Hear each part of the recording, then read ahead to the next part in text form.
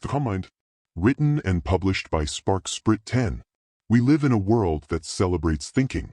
From an early age, we're taught that careful analysis and deep contemplation are the keys to success and avoiding mistakes.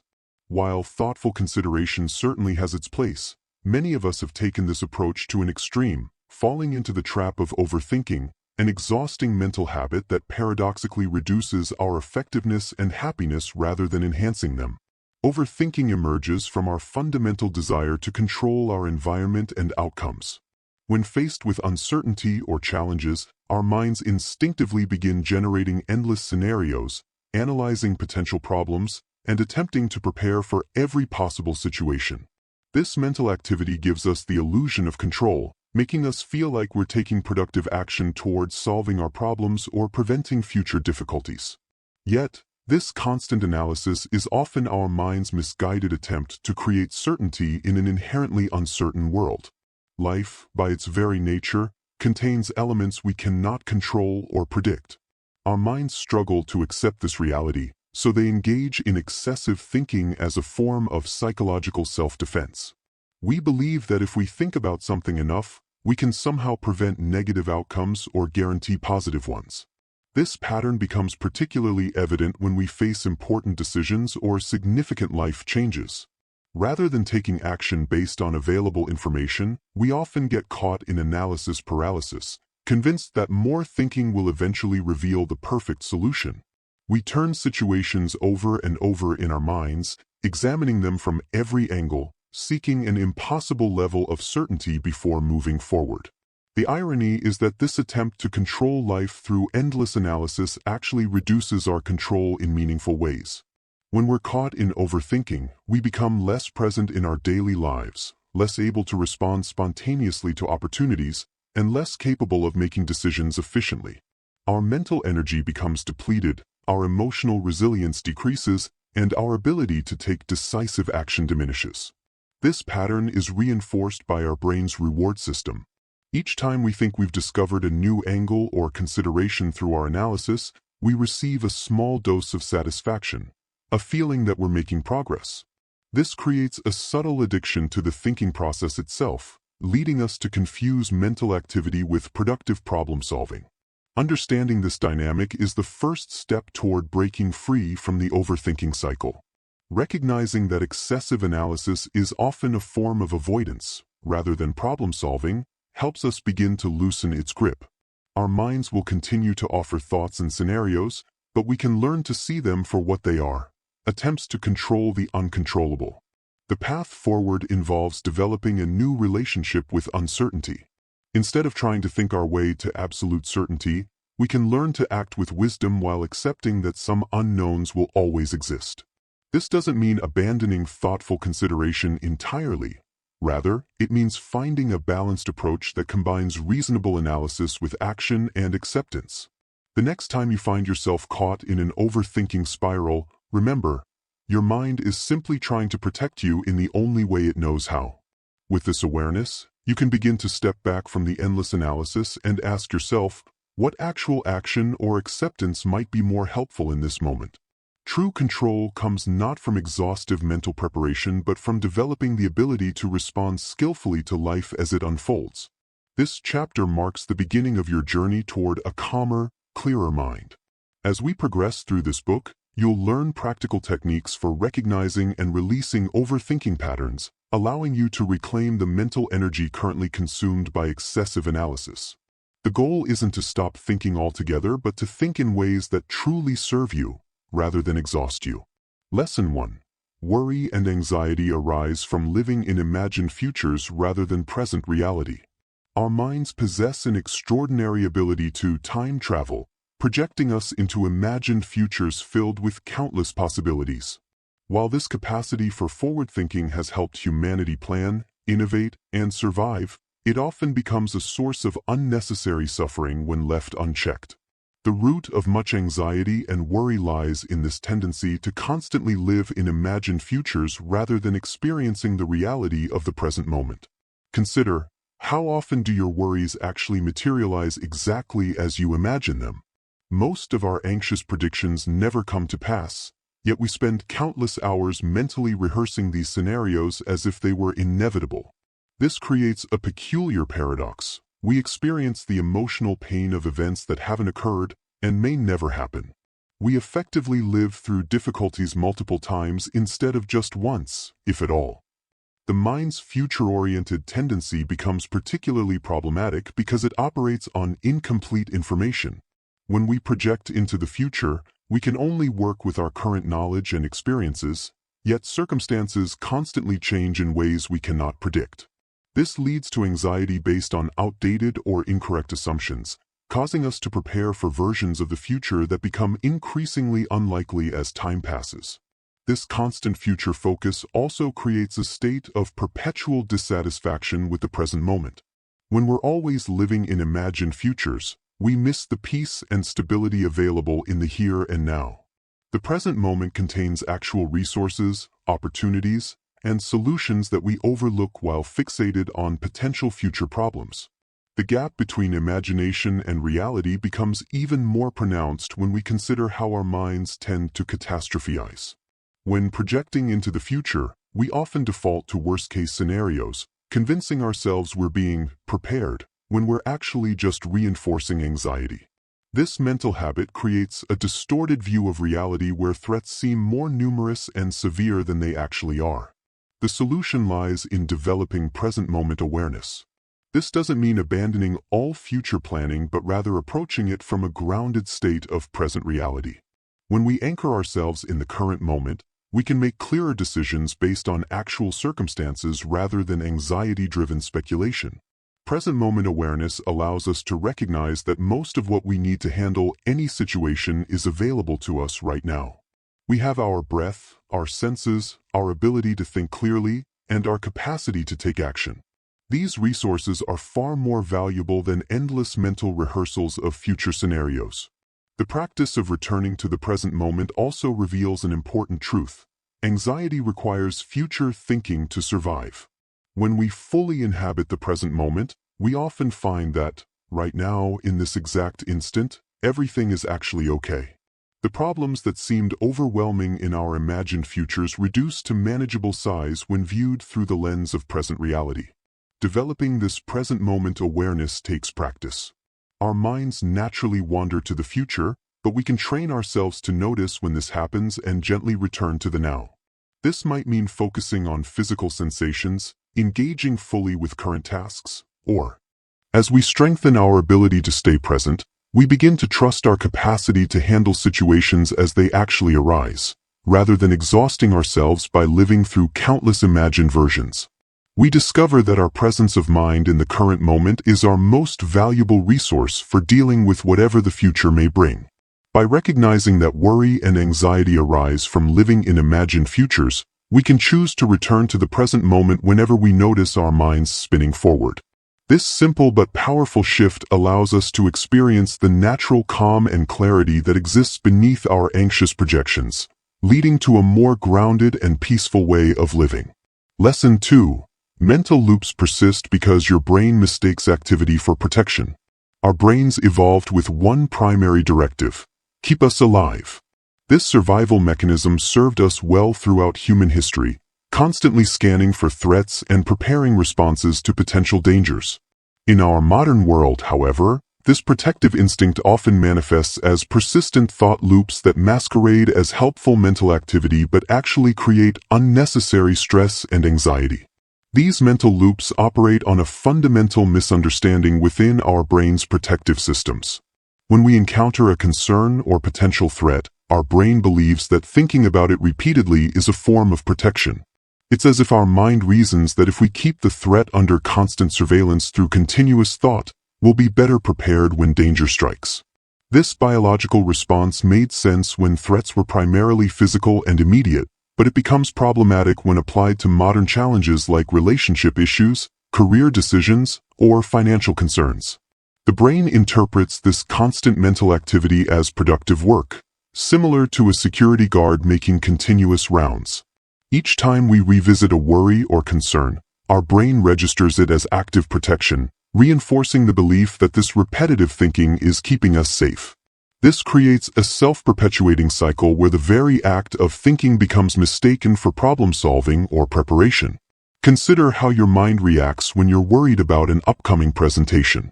The brain, believing it's helping, replays various scenarios repeatedly: what might go wrong, how people might react, potential questions that could arise.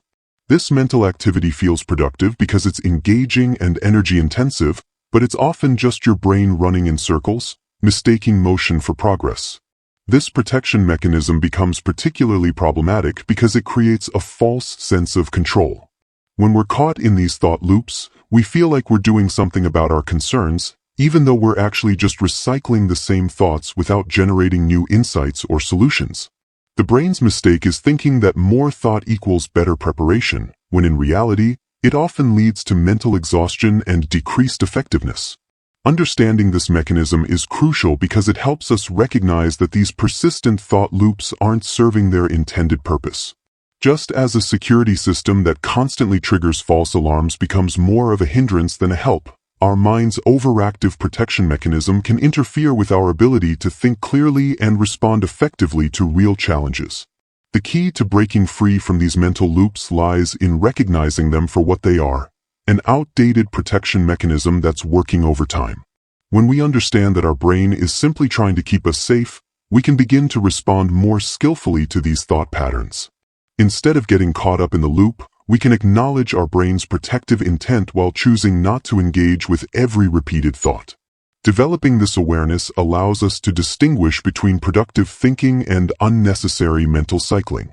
We can learn to recognize when our thoughts are actually moving us towards solutions versus when they're simply running in protective circles. This recognition is the first step in establishing new mental habits that better serve our modern needs.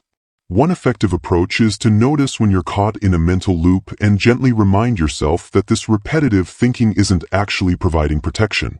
Just as you would calibrate an oversensitive alarm system, you can begin to adjust your brain's threshold for what requires extended mental attention. This doesn't mean ignoring legitimate concerns, but rather addressing them more efficiently without getting caught in unnecessary thought cycles. Consider each thought loop as a well-intentioned but misguided guardian.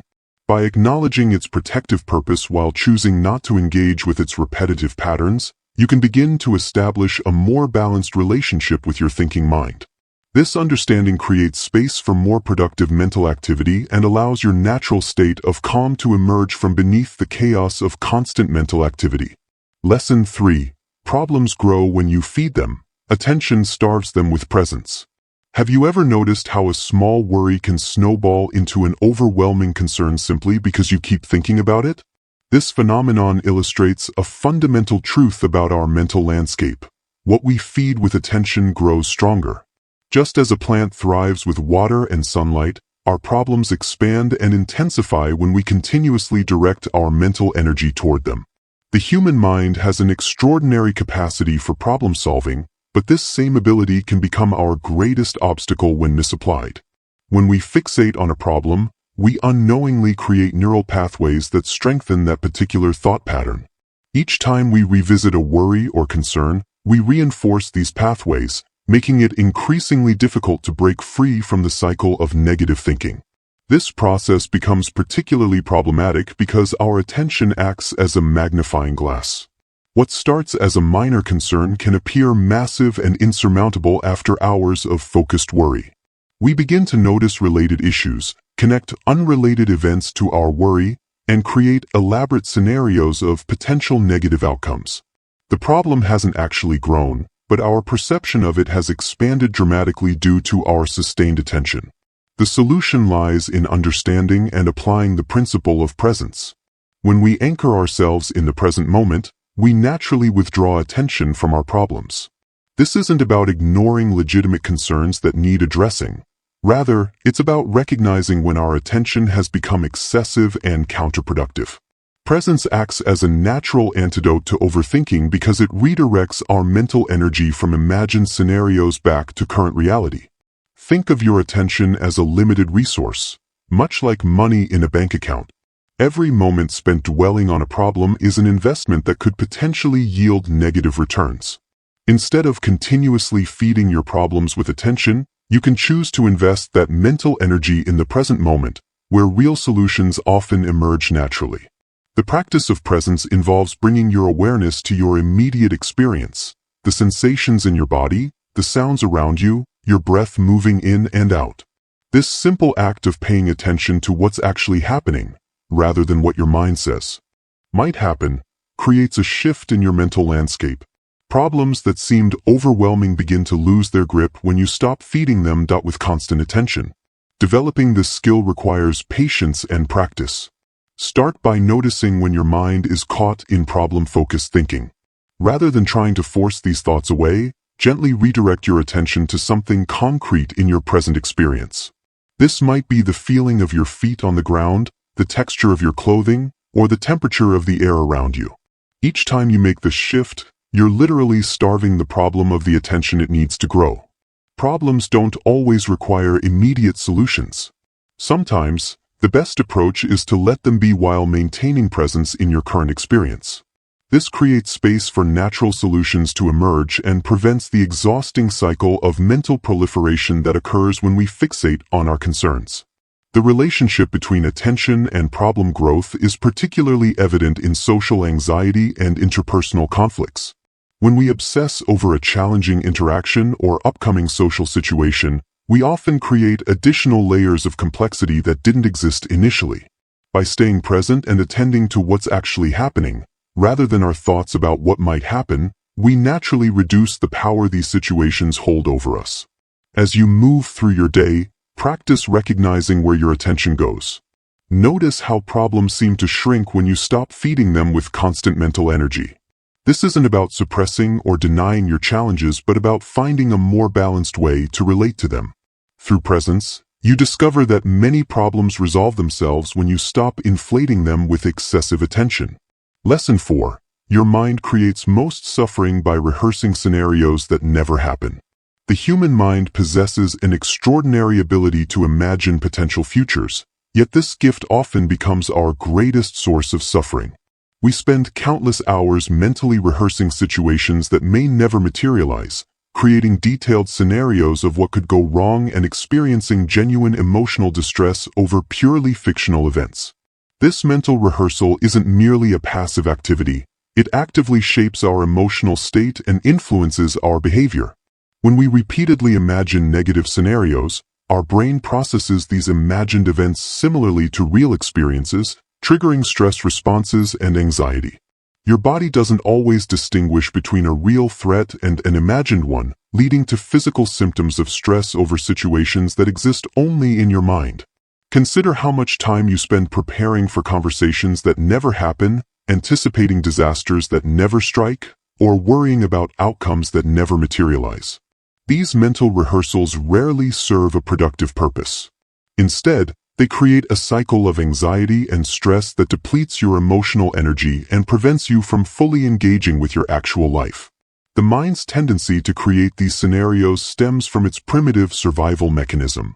In our evolutionary past, anticipating potential dangers helped keep us alive. However, in our modern world, this mechanism often misfires, creating excessive worry about social situations, professional challenges, or personal relationships that don't require such intense mental preparation. The solution lies not in trying to completely stop these mental rehearsals, but in recognizing them for what they are: stories we tell ourselves. When you catch yourself rehearsing negative scenarios, pause and ask yourself, is this actually happening right now? This simple question can break the spell of imagined suffering and bring you back to present reality. Developing awareness of your mental rehearsals is crucial. Notice when you're creating detailed scenarios about future events. Are you imagining worst-case situations? Are you mentally scripting conversations? Are you repeatedly playing out potential conflicts? These are all forms of unnecessary suffering that drain your energy and peace of mind. Practice gently redirecting your attention when you notice these mental rehearsals. Instead of elaborating on imagined scenarios, focus on what's actually present in your life right now. What real challenges need your attention? What actual conversations need to happen? What concrete steps can you take to address genuine concerns? Your capacity for imagination is meant to serve you, not torment you. Use it constructively to envision positive possibilities and solutions rather than exhausting yourself with endless rehearsals of potential problems. When you find yourself caught in negative mental scenarios, remind yourself that you're creating these stories. They're not reality. By reducing the time spent on mental rehearsals, you free up enormous amounts of mental and emotional energy. This energy can be redirected toward meaningful activities, genuine problem-solving, and actual experiences. Your life becomes richer and more fulfilling when you're not constantly preparing for imaginary disasters. The mind that creates suffering through endless rehearsals can also create peace through present-moment awareness. Each time you catch yourself rehearsing negative scenarios, you have an opportunity to choose differently. You can choose to return to the present moment, to engage with real life rather than imagine problems, and to trust in your ability to handle situations as they actually arise, not as you fear they might. Lesson 5. Thoughts lose power when you realize they're suggestions, not commands. For most of our lives, we've operated under the assumption that our thoughts are absolute truths that must be obeyed. We experience a thought and immediately react to it as if it were a direct command from a superior authority. This automatic response to our thoughts has created a pattern where we've unknowingly given our thoughts complete control over our emotional state and actions. Consider how often you've experienced a thought like "I'm not good enough" or "this will never work out" and accepted it as an undeniable fact. These thoughts appear in our minds, and we instinctively treat them as gospel truth, allowing them to dictate our mood, decisions, and behavior. But what if we've been misunderstanding the nature of thoughts all along? Thoughts are more like suggestions or proposals floating through our consciousness rather than authoritative commands. They're mental events that arise and pass, much like clouds in the sky. Just as clouds don't control the sky itself, thoughts don't have to control our minds. This shift in perspective, from viewing thoughts as commands to seeing them as mere suggestions, can dramatically reduce their power over us. When we begin to observe our thoughts with this new understanding, we notice how arbitrary and often incorrect they can be. Our minds generate thousands of thoughts daily, many of which contradict each other or prove to be completely unfounded. One moment we might think, "Everyone hates me," and the next, "I'm doing great." These can't all be commands worthy of our complete adherence. The process of reducing thought power starts with conscious observation. Watch your thoughts as they arise, but resist the immediate urge to accept them as truth. Instead, greet each thought with gentle curiosity. Ask yourself, is this thought actually true? Is it helpful? Do I need to act on this? This questioning process naturally weakens the automatic authority we've given to our thoughts. Our thoughts often masquerade as protective mechanisms, trying to keep us safe through worst-case scenario planning and excessive caution. While this intention might be noble, it frequently leads to unnecessary limitation and suffering. By recognizing thoughts as suggestions rather than commands, we can evaluate their actual utility rather than blindly following their direction. Creating distance between ourselves and our thoughts allows us to make conscious choices about which thoughts deserve our attention and action. This doesn't mean dismissing all thoughts. Some thoughts are indeed valuable and worth considering. The key is developing the discernment to recognize which thoughts serve us and which ones we can simply acknowledge and let pass. Practice treating thoughts like advice from an overly anxious friend, someone who cares about you but tends to catastrophize. You would listen to this friend with compassion but wouldn't necessarily follow all their suggestions. Apply this same approach to your thoughts. Acknowledge them, thank them for their input, but maintain your authority to decide whether to act on them. Building this new relationship with thoughts requires patience and consistent practice. Start by catching yourself when you're automatically obeying a thought. Pause and remind yourself that thoughts are suggestions, not commands. This simple act of pausing creates space for choice and reduces the thought's immediate power over you. As you develop this new understanding, you'll likely notice a natural decrease in anxiety and overthinking. When thoughts lose their absolute authority, they also lose their ability to create immediate emotional turmoil. You become more like a wise observer of your mental activity rather than its servant, able to choose which thoughts deserve your energy and which ones you can simply let float by. Your mind will continue generating thoughts. That's its nature. The goal isn't to stop thinking but to change your relationship with thoughts. By seeing them as suggestions rather than commands, you reclaim your power to choose which thoughts serve your well-being and which ones you can simply observe and release. Lesson 6. Anxiety feeds on your belief that constant thinking solves problems. When faced with challenges, our instinctive response is often to think harder, analyze more deeply, and mentally wrestle with the situation until we find a solution. We've been conditioned to believe that if we just think about something long enough, we'll eventually figure it out. This belief system creates a powerful feedback loop. We encounter a problem. We think about it extensively. Our anxiety grows. We respond by thinking even more intensively. The cycle continues, feeding itself while simultaneously depleting our mental and emotional resources. This pattern persists because we've developed a fundamental misunderstanding about the relationship between thinking and problem-solving. We've come to equate mental activity with productivity, convinced that more thinking must inevitably lead to better solutions. It's like believing that repeatedly opening and closing the refrigerator door will somehow make new food appear inside. The action feels purposeful, but it doesn't actually create results. The truth is that constant thinking often obscures solutions rather than revealing them. When we're caught in an anxiety-driven thought spiral, our mental energy becomes focused on the process of thinking itself rather than on genuine problem-solving. We become like a computer running too many programs simultaneously. Our processing power gets consumed by background tasks, leaving little capacity for meaningful work. Our anxiety thrives on this misplaced faith in constant thinking because it creates an illusion of control.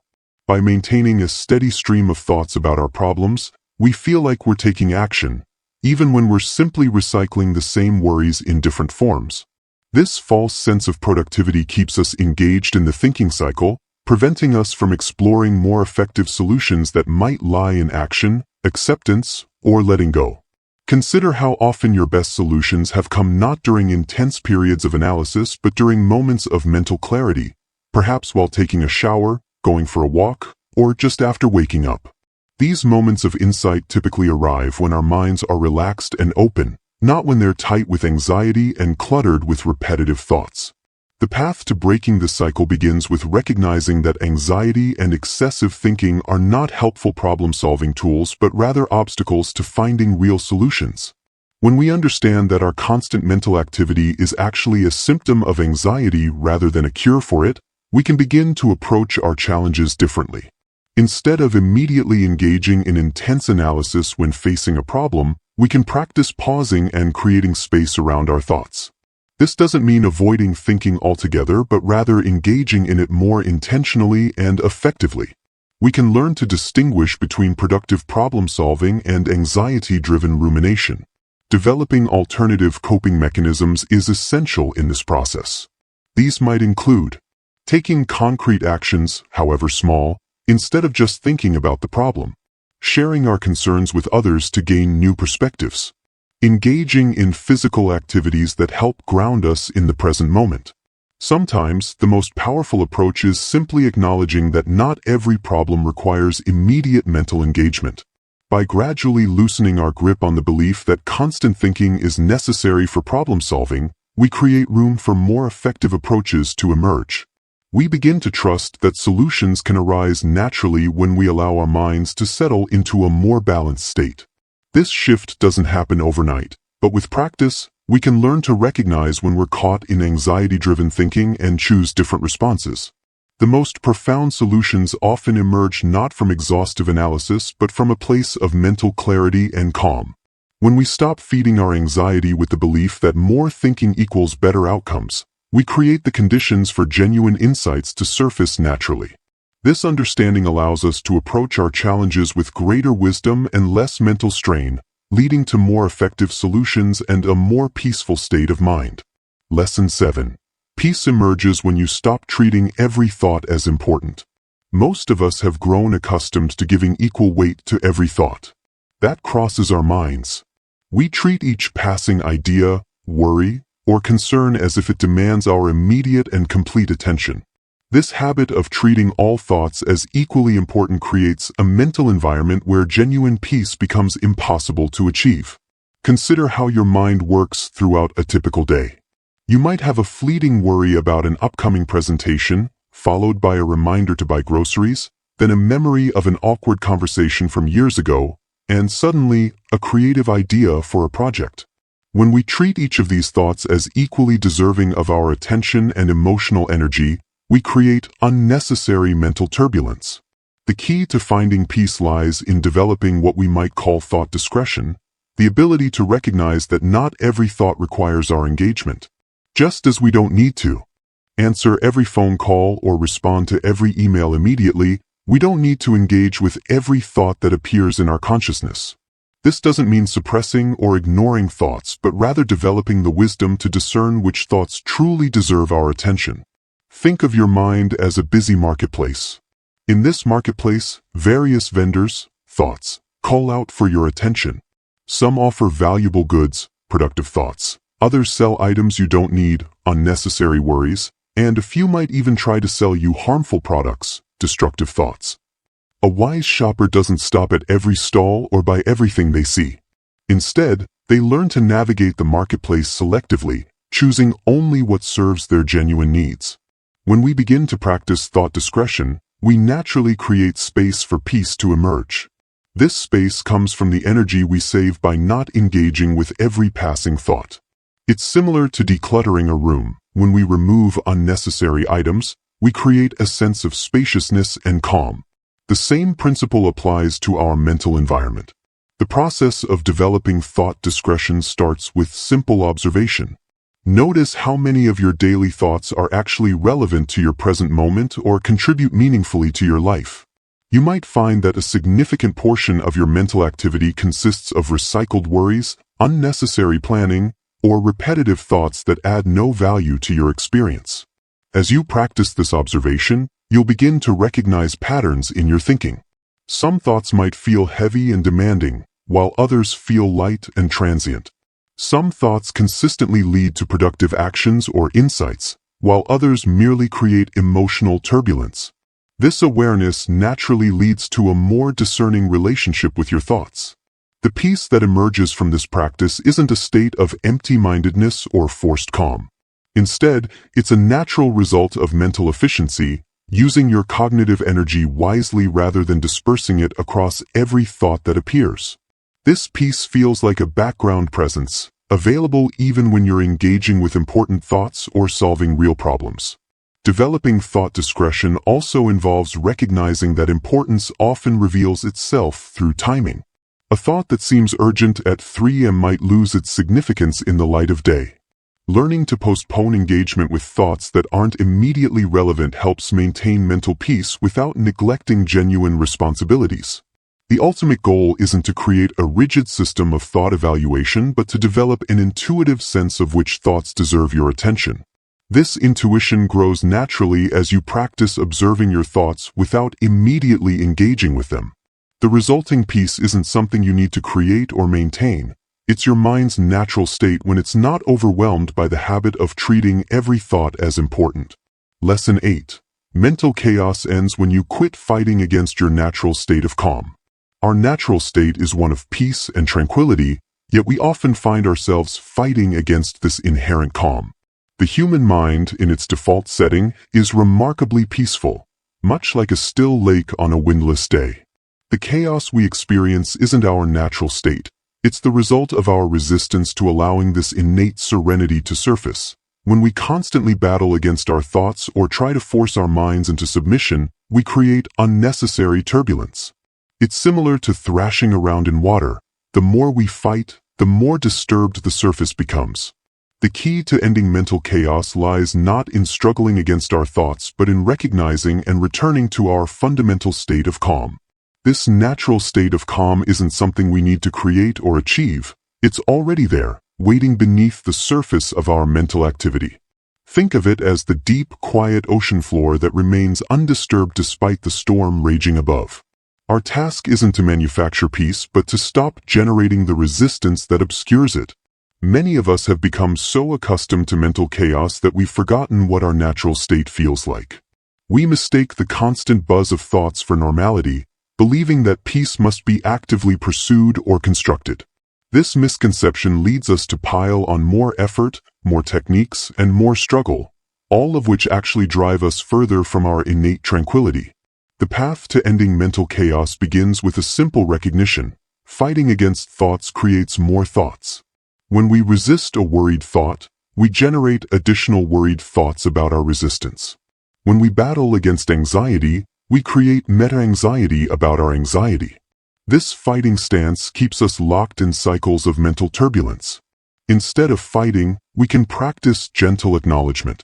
When thoughts arise, we can notice them without entering into combat. This approach aligns with our natural state rather than opposing it. It's like watching clouds pass across the sky. We don't need to chase them away or try to hold them in place. They naturally come and go when we allow them to do so. This gentle approach might feel counterintuitive at first, especially if we're used to actively managing our mental state. However, it's precisely this letting go of control that allows our natural calm to emerge. Just as a muddy glass of water becomes clear when we stop stirring it, our minds settle into clarity when we cease our internal struggling. Our natural state of calm also includes the capacity to handle life's challenges without becoming overwhelmed. When we operate from this space of tranquility, we respond to situations with clarity rather than chaos. We can engage with difficulties without losing our center, much like a deeply rooted tree that bends with strong winds without breaking. The practice of returning to our natural state involves recognizing when we're fighting against ourselves and consciously releasing that resistance. This might mean acknowledging anxious thoughts without trying to eliminate them, accepting temporary discomfort without struggling against it, allowing emotions to flow through us without attempting to control them. As we consistently practice this approach, we begin to trust our natural state more deeply. We discover that clarity, wisdom, and appropriate action arise more easily from a place of calm than from a state of chaos. The mental peace we've been seeking reveals itself not as something to be achieved through struggle, but as our fundamental nature that emerges when we stop fighting against ourselves. This return to our natural state of calm isn't a one-time achievement but an ongoing practice of remembering and returning. Each time we notice ourselves fighting against our thoughts or resisting our experience, we have an opportunity to gently shift back into alignment with our inherent tranquility. In this way, mental chaos naturally subsides, replaced by the clear, calm awareness that was there all along. Final lesson: true solutions arise from clarity, not from exhausting mental analysis. In our relentless pursuit of solutions, we often fall into the trap of believing that more thinking equals better outcomes. This misconception leads us down endless paths of mental analysis, leaving us exhausted and often no closer to resolution than when we began. The truth is that genuine solutions emerge from mental clarity, that pristine state of mind where wisdom naturally surfaces without forced contemplation. Think of your mind as a glass of muddy water. The more you stir it, trying to make it clear, the cloudier it becomes. However, when you allow the glass to rest undisturbed, the sediment naturally settles to the bottom, leaving the water crystal clear. This same principle applies to our thought processes. When we constantly agitate our minds through excessive analysis, we create mental turbidity that obscures our natural wisdom and intuition. Clarity arises when we step back from the compulsive need to figure everything out. It's in these moments of mental spaciousness that we access our deepest insights. Consider how often your best ideas come when you're not actively thinking about a problem, perhaps while taking a shower, walking in nature, or just as you're waking up. These moments of spontaneous clarity occur precisely because your mind isn't engaged in exhaustive analysis. The mind operates most effectively when it's allowed to function in its natural state of flow. Just as a river doesn't need to be told how to reach the ocean, your mind inherently knows how to process information and arrive at solutions. The key is learning to trust this natural intelligence rather than forcing it through endless analytical loops. Practicing mental clarity doesn't mean abandoning thoughtful consideration altogether. Instead, it means approaching problems with a balanced mind that isn't clouded by overthinking. When faced with a challenge, allow yourself to see it clearly without immediately jumping into solution mode. Often, just this clear seeing is enough for the appropriate response to naturally emerge. One powerful way to cultivate clarity is through regular periods of mental stillness. This doesn't necessarily mean formal meditation, though that can be helpful. It might involve simple activities like watching the sunset without analysis, listening to music without mental commentary, taking a quiet walk without trying to solve problems. These moments of mental rest create the conditions for clarity to naturally arise. When we operate from clarity, we access a different kind of intelligence, one that's more intuitive and holistic than our usual analytical thinking. This intelligence draws from our entire life experience rather than just our active thought processes. It's why we often have that sense of knowing what's right without being able to explain exactly how we know. The path to lasting solutions lies in developing a different relationship with our thinking mind. Rather than seeing it as a problem-solving machine that needs to run constantly, we can view it as a tool that works best when allowed periods of rest and clarity. This shift in perspective alone can begin to transform how we approach challenges in our lives. Mental clarity isn't a destination but a natural state that emerges when we stop overwhelming our minds with constant analysis. It's always available to us, though often obscured by our habit of overthinking.